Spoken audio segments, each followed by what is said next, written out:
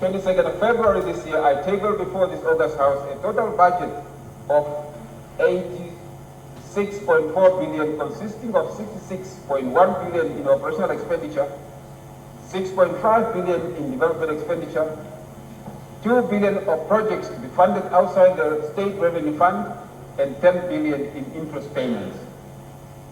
In the process of compiling this midterm budget review, and in keeping to the intended purpose of undertaking a budget review, we have adopted a broad policy of prioritizing only unforeseeable and unavoidable emergencies at midterm.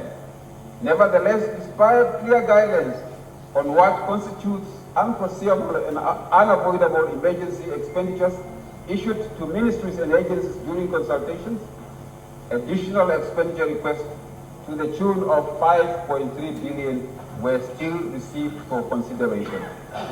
As outlined prior, we have noted strong revenue performance, which resulted in an upward revision in the collection for this current financial year by 3.8 billion.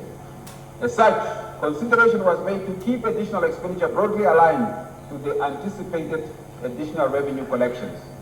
In addition, given the low execution rate on several projects, a total of 167.3 million was identified for reallocation across boards within the development budget. In keeping with the fiscal sustainability narrative, we balanced the expenditure request against the available resource envelope, cognizant of the imperative to manage the borrowing requirements.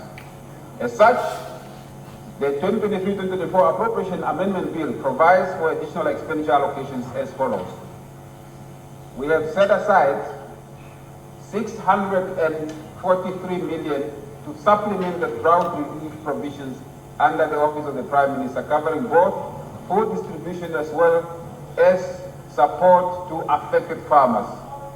Going forward, the Office of the Prime Minister has started piloting an alternative drought relief delivery mechanism through utilizing vouchers so as to minimize the associated administrative costs, consequently creating an opportunity to make more food available to vulnerable people.